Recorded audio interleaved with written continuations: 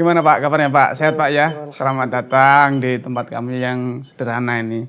Sangat tersanjung bisa berkunjung di sini Pak ya. Insya Allah. Saudaraku seiman sakidah. Dalam kehidupan pasti Anda terbiasa berkunjung ke rumah saudara. Atau mungkin saudara yang berkunjung ke tempat Anda. Teman mungkin, relasi, atau tetangga yang berkunjung. Subhanallah. Sederhana tamu, siapapun mereka. Mungkin tetangga yang sudah sering berjumpa, namun Islam tidak membenarkan Anda untuk membiarkan mereka tanpa dihormati. Barangkali Anda tidak memiliki sesuatu yang dihidangkan kecuali hanya segelas air putih. Namun bila itu memang yang Anda punya, silahkan dihidangkan. Bahkan Rasulullah SAW telah menjadikan apa yang Anda lakukan dalam rangka menghormati tamu, itu bagian dari iman Anda.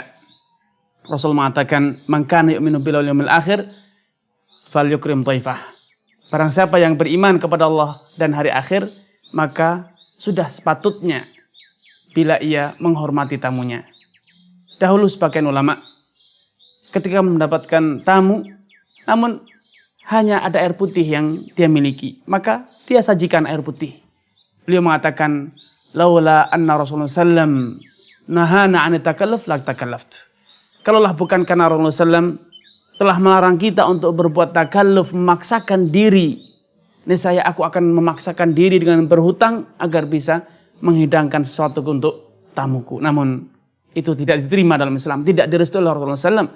Karenanya sambutlah tamu Anda dengan apa yang Anda miliki tanpa harus memaksakan diri, berhutang, apalagi menjual-jual barang Anda.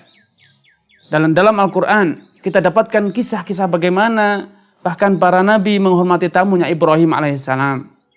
Ketika kedatangan tamu, para malaikat yang menjelma dalam wujud manusia, Ibrahim segera masuk ke dalam rumah.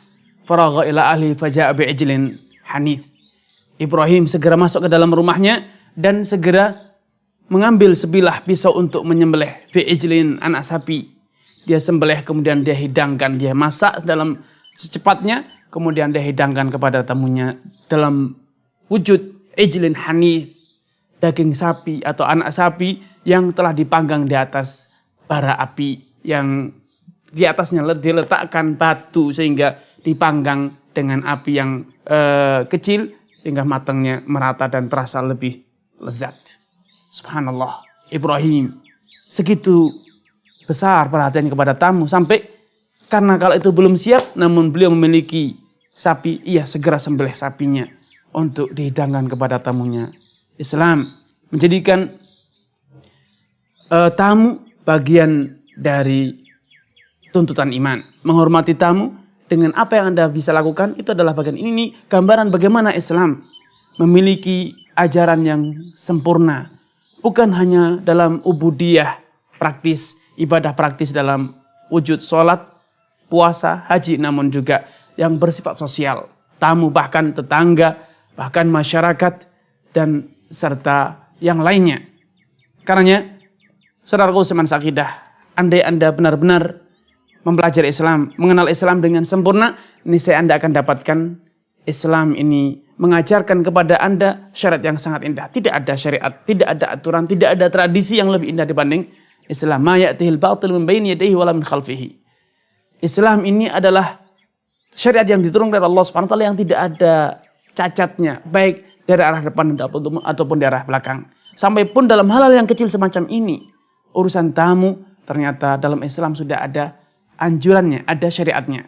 Karenanya dahulu salah satu contoh bagaimana pertemuan yang pernah terjadi di zaman Nabi SAW, sahabat Salman Al-Farisi bertamu ke rumah sahabat Abu Darda radhiyallahu ta'ala anhu, dan kala itu sahabat Abu Darda sedang menjalankan puasa sunnah. Namun dalam rangka menghormati tamu, beliau membatalkan puasanya. Karena ketika Abu Darda menghidangkan hidangannya kepada sahabat Salman mengatakan, "Aku tidak akan menyantap hidanganmu bila engkau tetap berpuasa." Maka sahabat Abu Darda mengorbankan puasanya demi menghormati tamunya. Ia pun makan bersama tamunya.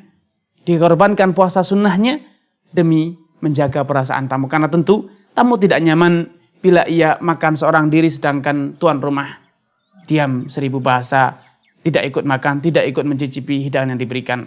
Tentu sungkan di hatinya.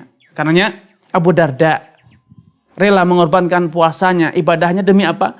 Demi menghormati, menjaga perasaan tamunya. Subhanallah.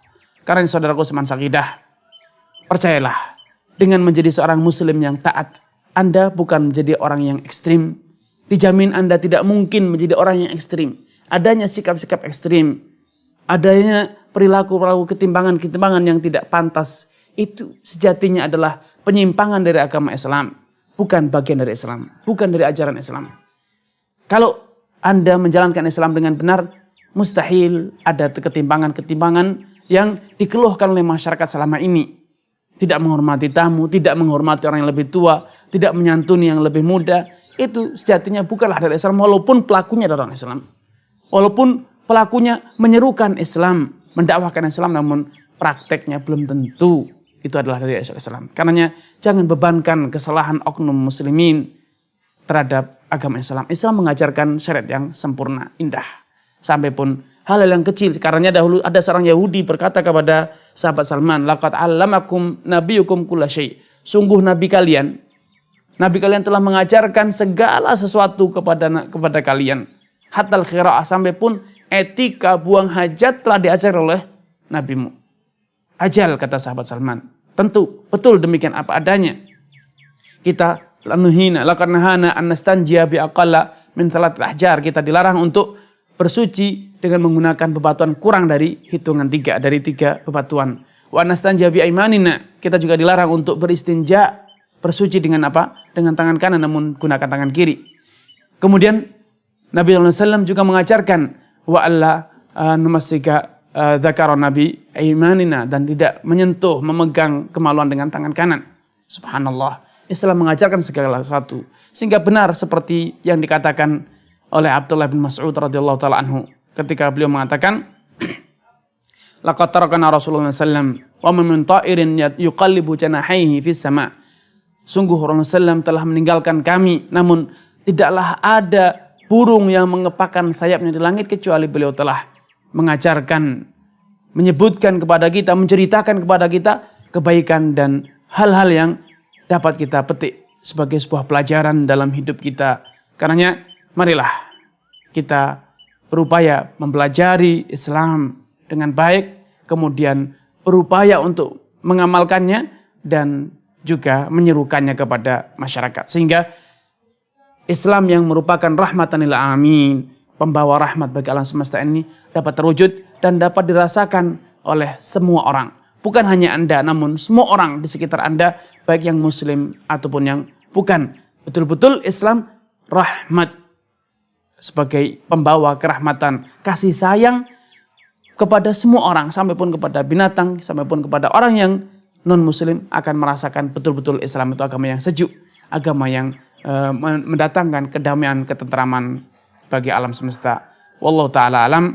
Wassalamualaikum warahmatullahi wabarakatuh.